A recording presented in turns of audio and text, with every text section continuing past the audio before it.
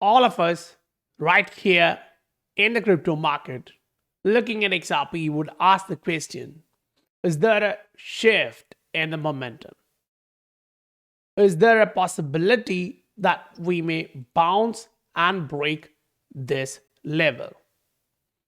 What does XRP show you on a weekly, on a 3-day, on a daily? Right now, what the hell does it actually show you, right? So the thought process is clear. Let's break that down here. But with that, the understanding of what Bitcoin is doing and what it has been doing is important. And the understanding of the structure which leads to the pop, the macro run up like this is also important. Because right now, you can see that not only in the general crypto market, but some specific assets are showing you the possibility that this may actually end up looking just like this. If you take a zoomed out version of the same chart, you will feel almost the same. In a few months from now, if you see the price at these ranges, don't be surprised, because it won't just be one asset, it would be the market doing that. And if you actually go back in time and look at what we had talked about before, remember, a few days back, few weeks back, I shared this thought process when we were bouncing. I wish we really tested this trend line. If not, we'll come back to test this. Now, we did come back down. In between, yes, we followed it up, saying that's still there. The RSI, it didn't meet the support range. It's still open. The resistance is still the resistance. Now, the difference is, it's not just Bitcoin doing that. It's the crypto market, the total market, the altcoin market, everything showing you the next big bounce is about the... Welcome to the Scientific Investor family, where the normal retail guys get to learn how to become the next top 10% of this world. Remember the assets like this which we shared before? Now they're down 50% from the local high, maybe 60% from the local high. So the thought process which we shared there from the process of upside is now valid. So if you want to get these kind of thought process on a clear spectrum of time, be in the SI family, use the link in the description below to reach there.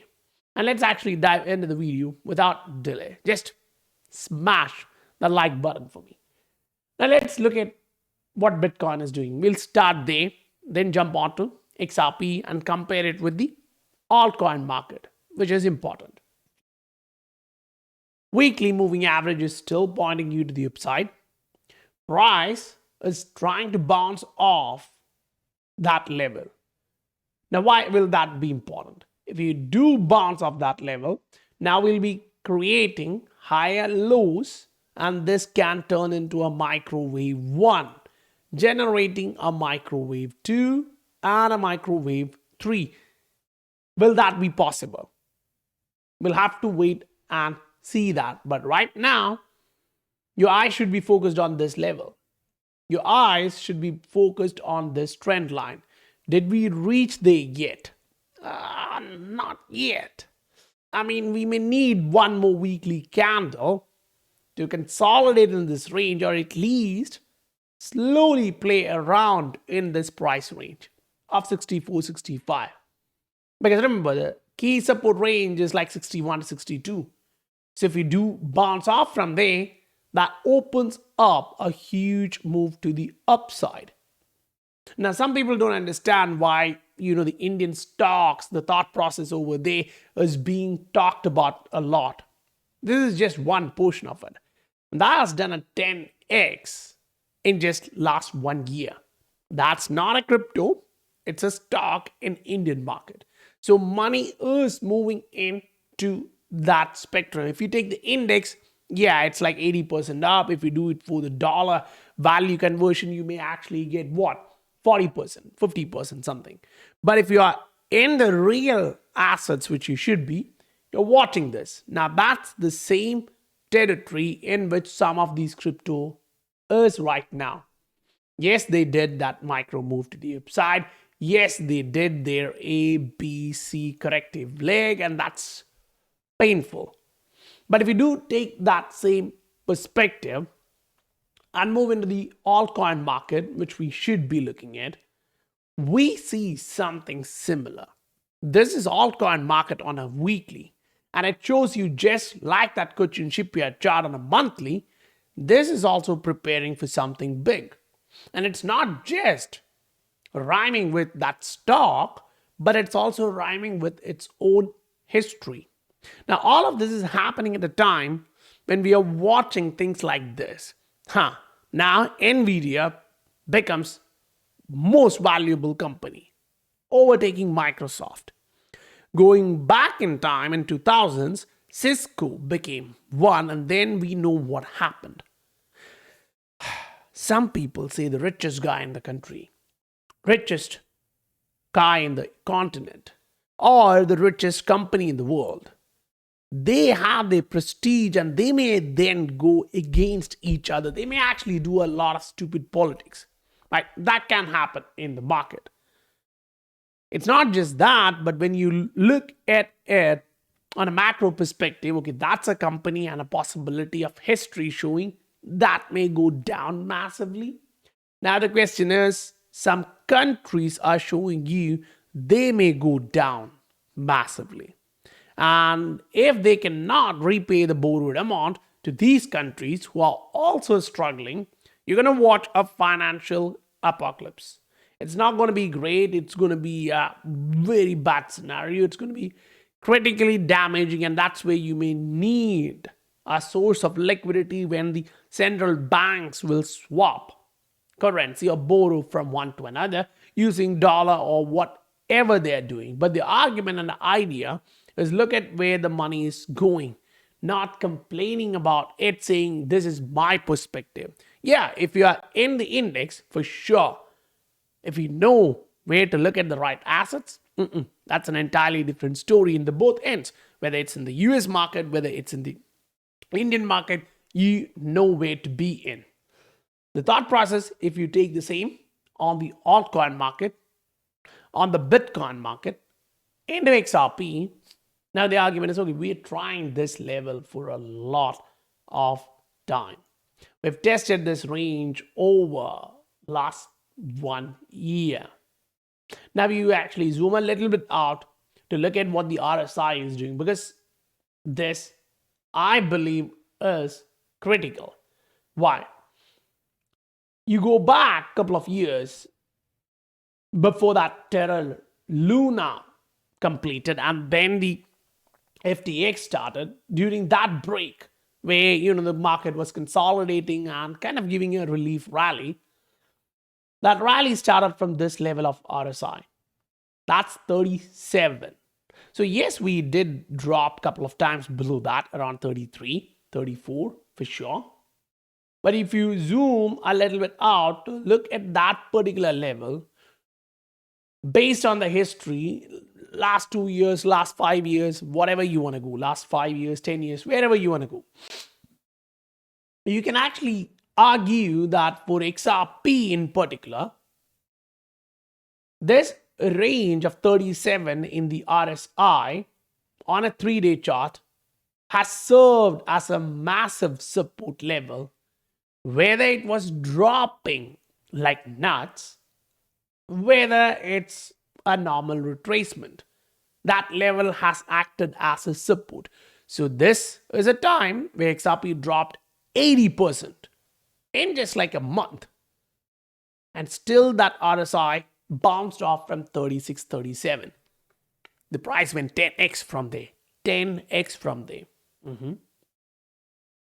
Now we go back in time, throughout the bear market, it was being supported around that level. Throughout the bull market, it was being supported at that level. Now the same story. Throughout the downside, it's being tested and supported at that level. So 9 out of 10 times when you do come back to this level of support, it shows you I'm about to bounce back up. Now combine the RSI into it. So this is XRP on a 3-day. The RSI is trying to point you towards a direction, which if you value history of the price action, of how the market participants in this particular asset behave over the last 3 years, 5 years, 10 years, that looks optimistic. I mean, am I wrong? Say, you may actually argue that's not a monthly chart, that's not a weekly chart. We need that too. Fine. But this cannot be neglected because this has been the same on this time horizon over the last 5 years, not just 2 months, not just 2 years, right? So if you actually go back in time, now the same argument comes in front of you when you do pull out data on a weekly chart saying the weekly has been a strong support in RSI terms close to 40. Here we are at 41, 42 level, trying to make that as a support. So yes, we had a collapse below that once here while we had the Terra Luna and the entire market collapsed. XRP did follow that. March 2020, XRP did follow that.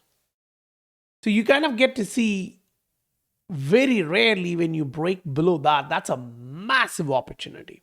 Are we going to get that? I'm not sure. I don't think so. But usually on a weekly chart, when the price breaks to the downside, retest and slows down, if you see a break of 0.43, that's a dead zone.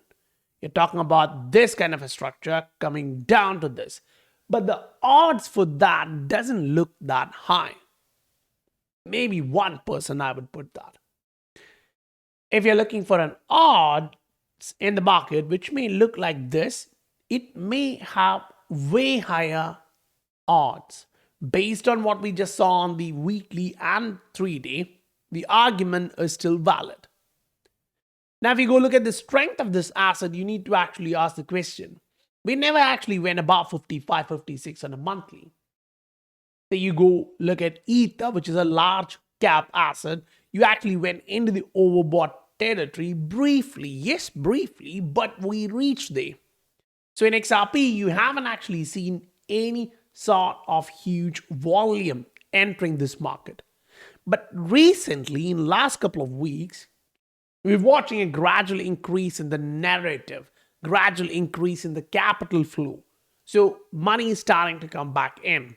And that's one of the primary reasons why XRP did not drop hard when Bitcoin kind of pulled the leg out to all the altcoins. It was kind of getting kicked off, right? Thrown down from a flight.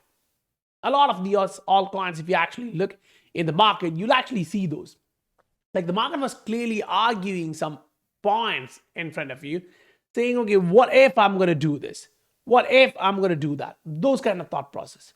But last 7 days, there are some of these long-term assets which are just retesting a level, boom. Some of them, yeah, they went up like nuts. Coming back down doesn't make that bad scenario. We knew the odds were there. But others, if you look on the macro, you may still see some of these assets performing very well over last quarter, over last year, and still down massively last 7 days, last 30 days. It's easy to find those assets on a macro trend where there's a buy the dip right now in front of you.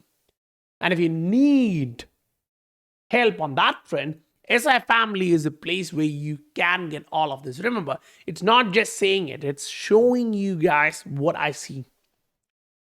In the SI Family, you get to see all of this. It's been a month since I posted this. This was the exact quote, right? I wish we tested this or else we'll come back down. And we did. So the thought process, if you are there to learn and educate yourself in the market to make wealth from this market, learning and growing in TA skills is important. And that's what the SI Family focuses on. You get the breakout call, you get the macro, you get the targets, everything for sure. but you as a human being learning, okay, why did that happen? That's important. That's how you spot yourself. But you get all the charts in the SI family there. Now, as we progress, if you haven't smashed the like button for me yet, consider doing that. Because remember, we're still at a support zone, whether you are a price to ratio guys on the support zone, or you are someone who likes the trend. Moving average is the best trend which you can actually follow. If the price is above the moving average and close to that moving average, while the moving average is still moving upside, you're not in a negative trend. You want to see that moving average itself turning down, and then the price is below that. Then the moving average will be pulled to the downside. You're not looking for the upside. So your weekly is so strong, your monthly is so strong. Now you want to see the short-term scenario. That's exactly where we are now. And that's why I was arguing the 3-day range of RSI was important. Now, if that's XRP, fine, now you come on the Bitcoin side of things. You can use weekly, you can use monthly, whichever you want. But the trend line kind of gives you that idea. Over the last couple of years, this has been a strong level.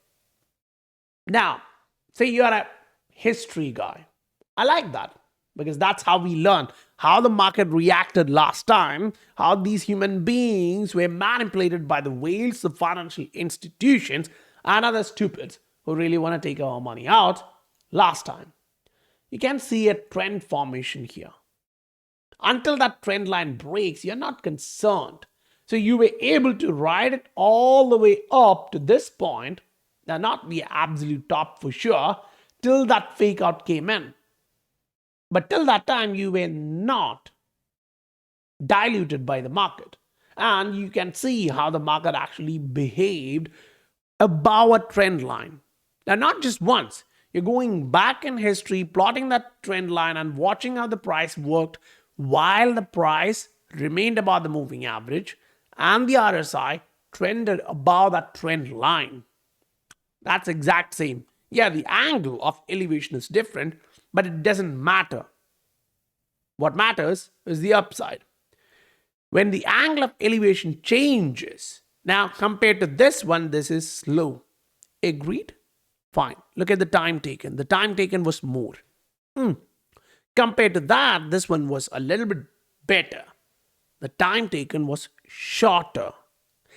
This time around, compared to the previous one, it's a little bit slow, but compared to the previous one before that, it's better. So the time taken is going to be a little bit higher than the last one, the most recent one, the 2021, compared to this one, which means you will take some more time compared to that cycle, but it won't be like what you saw in 2017. Are you prepared to ride that to the upside? Not in Bitcoin, because it may not give you more than 100% return at this point, if you're so lucky. The altcoin market is what is going to give you that wealth. To be on that front end, to understand the market, to understand the narrative and the macro into the crypto market, the only way you can cover everything is being in the SI family. So guys, if you haven't smashed that, do that for me. I'll meet you guys on the next video. Bye for now.